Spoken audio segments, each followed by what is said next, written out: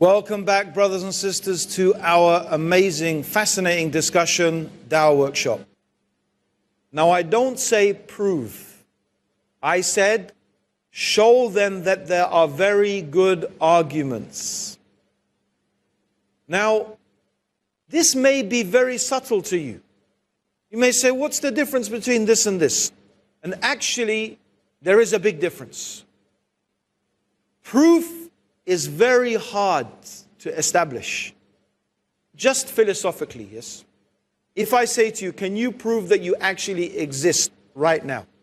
Can you prove to me that we actually exist in this room? So you don't really exist. This is not real. This is just in your head, like a dream. You know when you're having a dream? When you're having the dream, you think it's real. It's only when you wake up, you realize it wasn't real. So how do we know this is not a dream? Okay, we have some, idea why, but can I prove it? Absolutely, definitely? No. I can't. So, all I'm trying to say is that proof is on a very high level. It's hard to prove something. And you don't need to prove it. It's not necessary. Because for human beings, don't demand most of the time absolute proof. We don't. Actually, most of the time, we're more than happy with something that makes good sense, is more probable, is most likely. And in reality, that's how we operate. That's how we operate. What is most likely? What is most probable? What is the best explanation? Usually, if we call ourselves rational, we follow the best explanation. We follow that which makes most sense, right? So you don't need to say to a person when you're discussing with them, I can prove that God exists. I can prove that the Quran is from God. I can prove that Muhammad is the messenger. You don't need to do that. Why give yourself that burden when you don't need to? When all you need to do is say to a person, okay, what makes more sense? What you believe now or what I have just said to you? And if the person says, well, what you said makes more sense, then if you're a rational person, you should follow what makes more sense, right? True or not? Okay, number one, the go rap approach is one simple way to answer most questions. Not all questions. Some questions actually fall within the remit of the approach itself. So for example, the brother asked a question about Nasikh and Mansukh, the abrogated and the abrogating verses, or the 7 forms of reciting the Quran. These questions are about the actual approach itself, because why? This is a question about the divine nature of the Quran, or questions about the existence of God. So some questions, they fall under the actual go-rap approach and we need to answer them. But inshallah you will find that most of them will be dealt with when we go through this approach. So someone may be asking, is Abdur Raheem going to now answer all of those questions? No, I'm not going to answer any of those questions because we don't need to. All we need to understand is, did Allah tell us this or not? So Salim's question about did Hafsa and Aisha poison the Prophet ﷺ, I thought it wasn't a difficult question because I just said that's ridiculous. I have read hundreds of books about the life of the Prophet ﷺ and I never came across this. So to claim that is ridiculous. It's not even a question that's based upon any source that any Muslim considers authentic. If you want to make up a story and then say, how about your religion says this and that, well, it doesn't say it. Okay? So we can dismiss things like that. But I'm not going to answer those questions. Now I know that some of you watching at home really want these questions to be answered. And that's a problem. I believe that's a problem. And I believe this is one of the problems with the Muslims today. Unfortunately, we have been trained to think in that way. I need an answer for my question. I need a rational answer for my question. It's not a problem. Of course, it's only a problem when we think that my reason may be superior to the revelation. Because it is quite possible that your reason is weak. Your ability to comprehend is limited.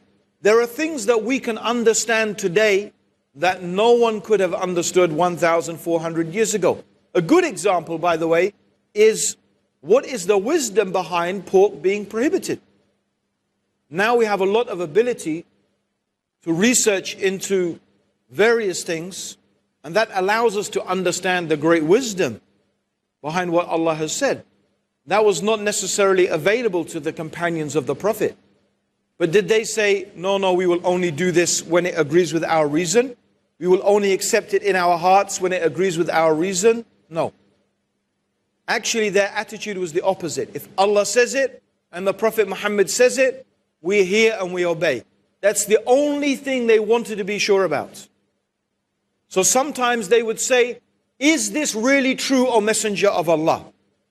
Because they wanted to be sure, is this really something that you say? Is this really something from God? Once they felt sure, that was enough for them. This is the mentality that we should have. So I know a lot of people are thinking, oh, I want answers to those questions. I have so many doubts in my heart now. No. Even you then need go rap as well, brothers and sisters. You need go rap. You need to be sure, how do I know God exists? How do I know that the Quran is from Allah? How do I know Muhammad is the Prophet? So inshallah, you better keep watching. If you've got those type of doubts, then you better keep watching. Or if you can't wait, because your iman is going up and down so much from watching my question and answer session, then just type in the man in the red underpants. Yes, the man in the red underpants. Type it in Google and download the book, inshallah. And read it tonight, now, this afternoon, this morning. Because it will contain most of the stuff that we're going to be going through anyway. And I recommend that for all the brothers and sisters as a way to revise what we're going to be learning over the next few days. You can read this book because the book is in written form, what we're going to be learning through these series of workshops. Okay, so it's one way of answering many, many questions. That's the first benefit. The second benefit is it deals with a tawheed first. Say, this is my way, O Muhammad, I call to Allah. We're calling to Allah. Our da'wah is not as such to this punishment and that punishment. Our da'wah is not to tell people abandon this or abandon that or wear hijab or wear burqa. Okay, these things may be a part of Islam, but the fundamental da'wah is not to those things. The da'wah is to Allah, to accept that Allah alone is worthy of worship. And everything else falls underneath that. So for example, some people ask the question, how come Allah told the angels to prostrate to Adam? But prostration is supposed to be an act of worship that is only done for Allah. Isn't that a contradiction? No, it's not. Because what is obligatory upon every creature is to obey Allah. That's what's the obligation. Allah may say to the angels, prostrate to Adam, and He may say to the human beings, don't prostrate to anyone except Allah. The point is to obey the command of Allah. That's the root of the action of worship, not the external form. It's the root, and the root is the command that is from Allah. This shows how something can be ordered upon the angels, for example, but not upon us, and forbidden for us. Or something may be allowed for the people before us and disallowed for us. Because something has changed about the human beings. Some need has changed in human society. So the ruling is different. This is not a contradiction. Because at the core is obedience to Allah. The core is not the ruling, the core is the obedience to God. Yes? You understand that now? Alhamdulillah. The other benefit of this is when we are giving da'wah to somebody based upon this method, we lay a very strong foundation for them. A very good foundation. So the approach is a very rational, logical approach. And although, yes, it is true that people often buy into things because of emotion, and they try to rationalize it afterwards. But some things, by the way, it doesn't matter how much you try to rationalize it, you know in your heart that it doesn't sit well. This is where you get conflict, where people start to be unhappy. But our foundation is very strong, very logical. It makes a lot of sense. Actually, it engages the emotion as well as the reason. So this is the beautiful thing about it. This approach is very logical and it is very rational. The Go Rap approach is a very logical and rational approach. It avoids difficult issues and it cuts the potential for arguments. So these are the benefits of this approach. Now, few of the things I need to say, brothers and sisters, about this particular approach is that you need to use it as a map. You need to use it as a skeleton rather than a script. A lot of people who learn Go Rap, they learn it as a script. And then unfortunately what they do is they stand in front of someone and they just say the script. The problem with that is you're not really engaging with that person. You're just going through the script. Sometimes for some people, you may need to talk to them for hours or days or weeks or months or years. Others, you only need to talk to them for 10 minutes. We're going to take a short break, brothers and sisters. Don't go away. We'll be back soon, inshallah.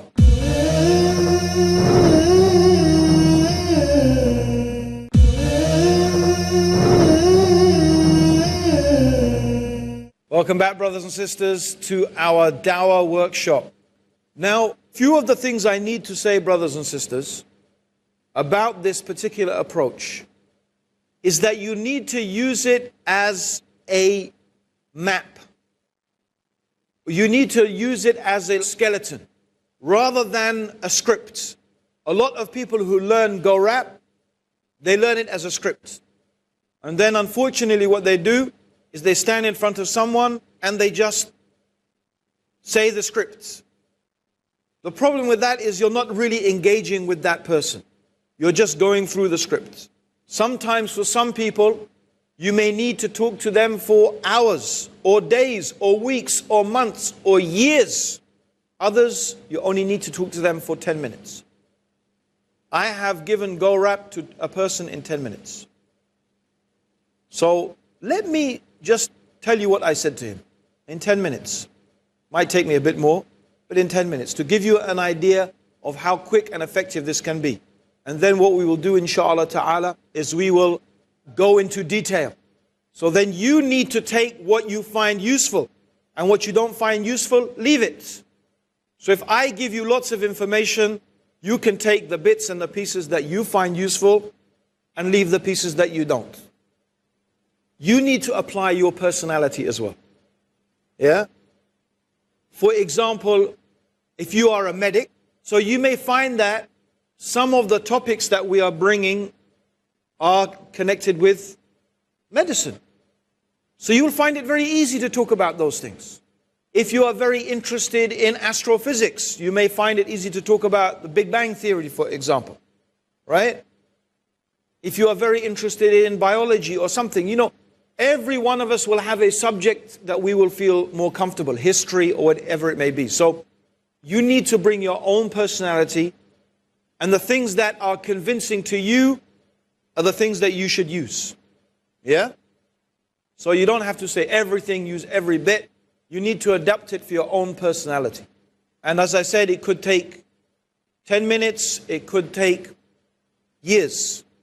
The other thing is you need to practice. You have to practice. There's nothing except practice. So, brothers and sisters, please, you have to try this method. You'll not know whether it works or not until you go and try it.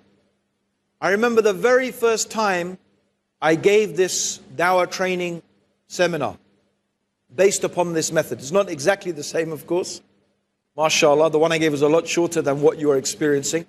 And I gave it in Cambridge University.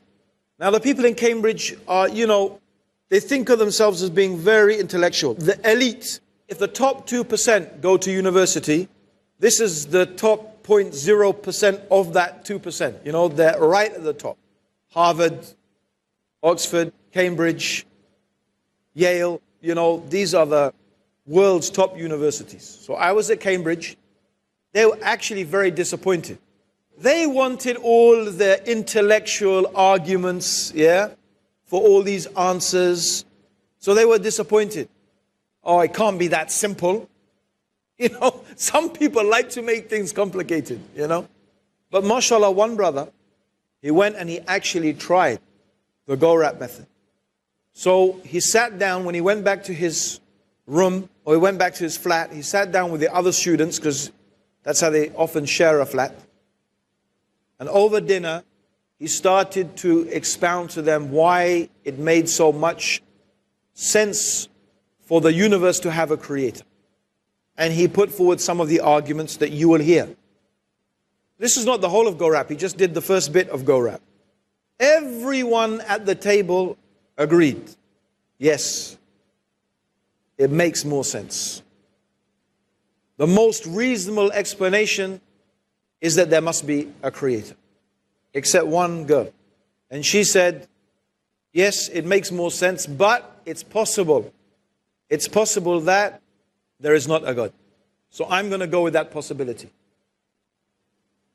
So what was his answer to that? Or what is a good answer to that? Well, I'm not going to tell you now. You have to keep watching. Inshallah, I will tell you later on in the workshops. What is the answer to that? Because there are some contentions that people will bring to go-rap, and we will tell you what are those contentions. How can you answer those contentions, inshallah? So it's quite comprehensive. Now, I said I was going to give you an example. Let me give you an example of a simple go-rap that you could do in 10 minutes. Yeah? So this happened in Holland. I was attending a conference, and after the conference had finished, this one person came to me. Originally, he was from Africa. He said, I know a little bit about Islam. I want to know some more. So I said, okay, do you believe that there's a God? Now, what was beautiful about this conversation is I didn't do most of the talking. He did most of the talking. Okay? So, okay, he said yes. So I'm not dealing with an atheist. So then I said, how do you know there's a God? I didn't go through the script and say, yes, God exists because of this and this and that. I say, how do you know there's a God? He said, well, I look at the universe, I look at everything around me, and I see that everything follows laws and patterns, and, it's so beautiful as well, and it doesn't make any sense to me that this could be some random event. Something must have created it, something must have ordered it. I mean, you just don't get something coming out of nothing, let alone order. It's exactly what I would have said to him, but he said it himself. I said, oh, exactly. So that makes sense. So I said, just like if you found a mobile phone lying in the desert, you wouldn't think that it just happened by random events. Someone made it, yes. Then I said, so what do you think? Do you think God is one? Or do you think maybe there's 2 gods or 3 gods or hundreds of gods? What do you think? This creator of all the universe, is there just one creator or many? He said, this is interesting. He said, maybe there's 2 gods. I said, what makes you think that? And he actually came up with something that was quite logical. He said, look, there is night and there is day. There is good and there is evil. There is beauty and there is ugliness. So maybe there are 2 gods. So I thought that's quite logical, really. So then I said, this is the only time I really did a bit of talking. I said, look, I think there's only one God. And let me tell you why there's a logical reason to believe there's only one God. Okay? I said, everything in the universe needs a creator. He said, yes. So you already said that the universe needs a creator. He said, yes. And the creator should be different from the creation. It can't be the same. It has to be different. Because if the creator was the same as the creation, you'd just have more creation. More of the same. So God needs to be different. The creator needs to be different. He said, yes, that makes sense.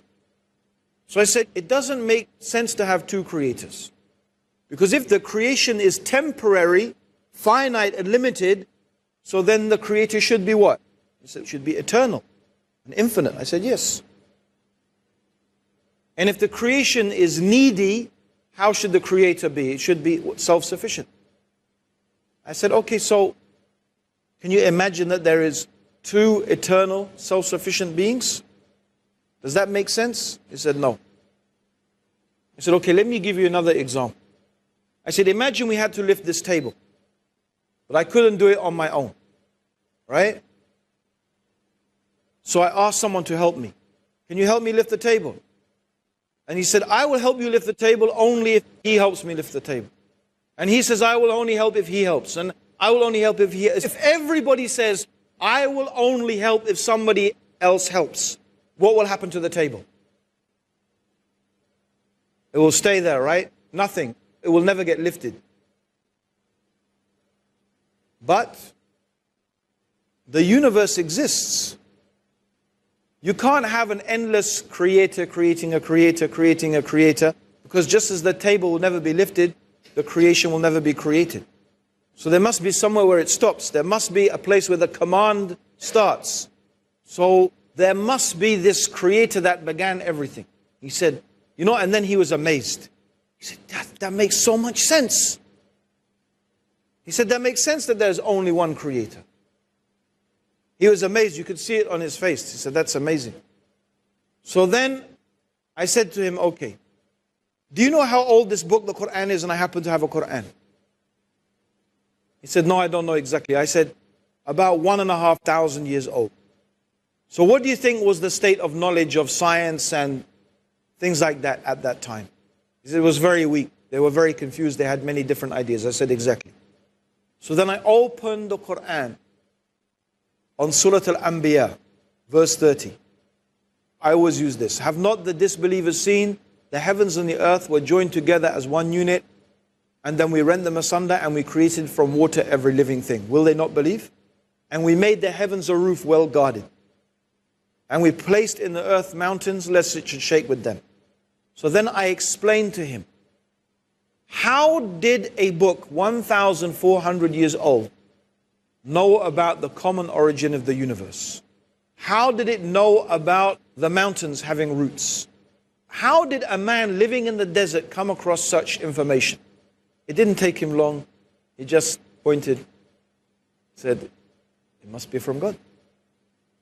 That's it for now, brothers and sisters. Don't forget to join us next time for Dawah Workshop.